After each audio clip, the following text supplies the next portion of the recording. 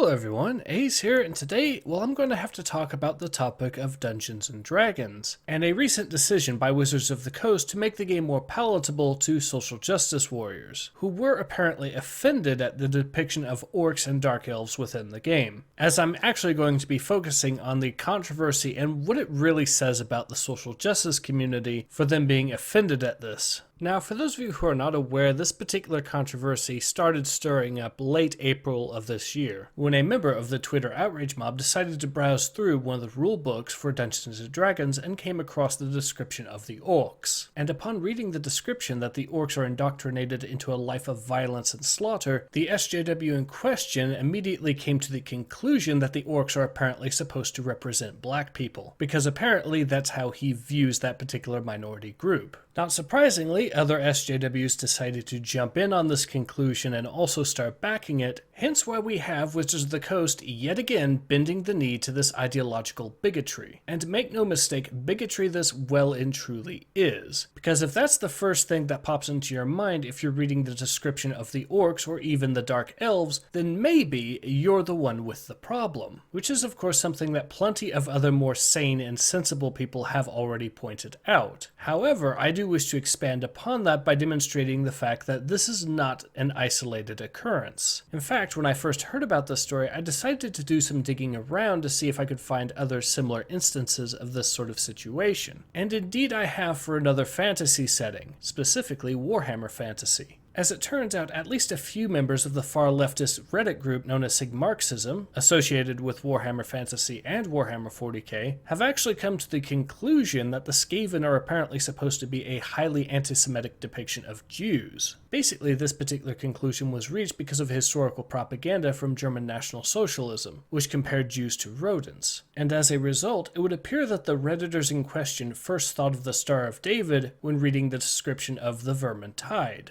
And it wasn't just the Skaven getting this sort of attention, as another member of that particular group mentioned the Chaos Dwarfs, and pointed out that he believed they were depicting the Jews because in 4th edition they were given hooked noses and Assyrian beards. And that really does say a lot about these individuals, and about how narrow-minded they are for thinking these things just beyond these basic descriptions. And again, I have to say, if these are the first things that come to your mind when you think of the Skaven or the Chaos Dwarves, then maybe you're the one with the problem.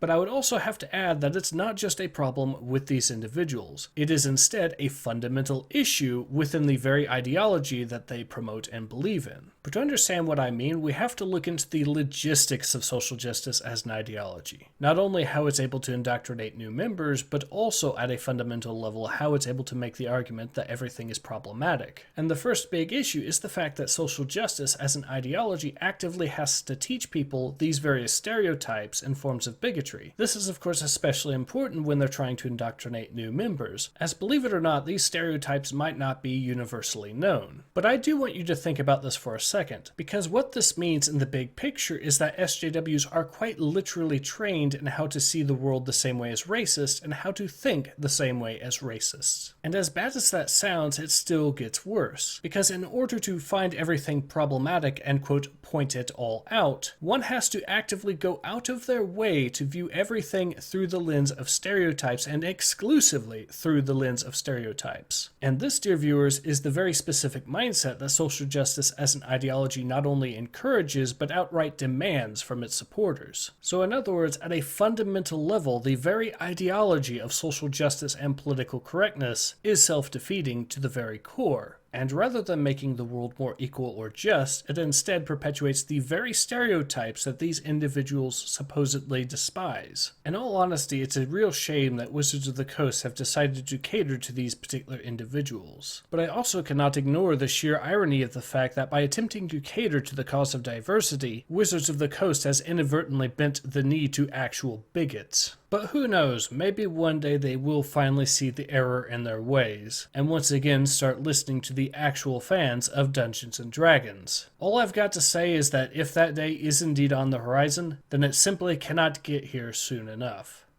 In any case, this has been Ace.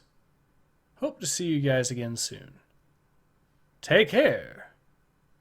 Ace out.